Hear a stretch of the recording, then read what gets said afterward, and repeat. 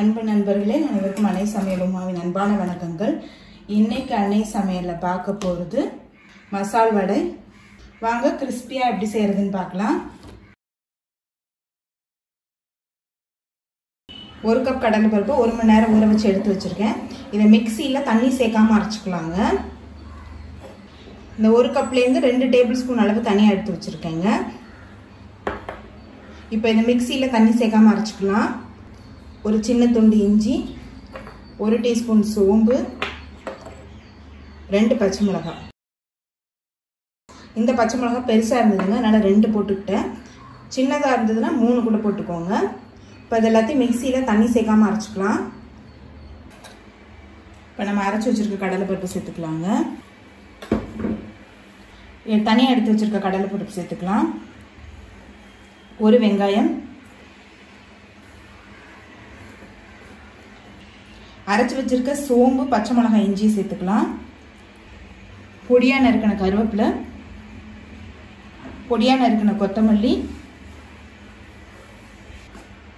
கொஞ்சம் பெருங்காயம், தேவையான அளவு உப்பு, 1 டேபிள் ஸ்பூன் அரிசி மாவு. இது எல்லாத்தையும் நல்லா மிக்ஸ் பண்ணிக்கலாங்க.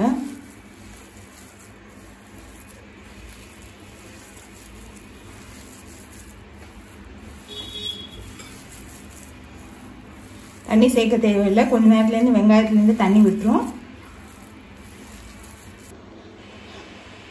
இது கூடவே சூடான எண்ணெய் 1 டேபிள் ஸ்பூன் சேர்த்துக்கலாங்க.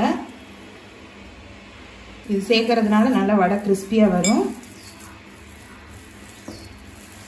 ஒரு எலுமிச்சை அளவு எடுத்துக்கோங்க. ரொம்ப உருட்ட வேணாம். கையில் வச்சுட்டு ஒரு ப்ரெஸ் பண்ணிவிட்டு அப்படியே போட்டுருங்க.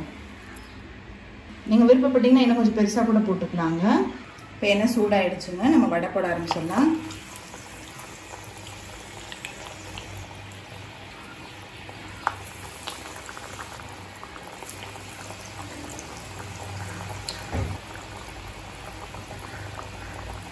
இப்போ வடை 2 சைடும் நல்லா கலர் மாற வரைக்கும் வெயிட் பண்ணலாம்.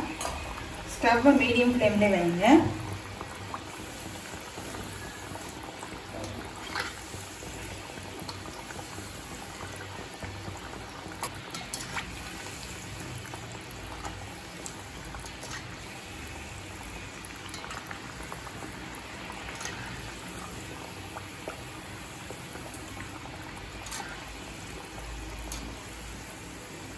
ஹையில் இருந்தீங்கன்னா வடை வெளியில் வேகுங்க, உள்ளே வேகாது. அதனால் மீடியம் ஃப்ளேம்லேயே வச்சுக்கோங்க.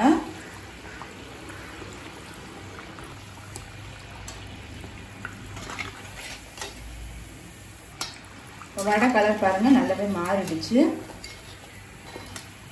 மசால் வடை ரெடி ஆகிடுச்சுங்க. சர்வ் பண்ணிடலாம்.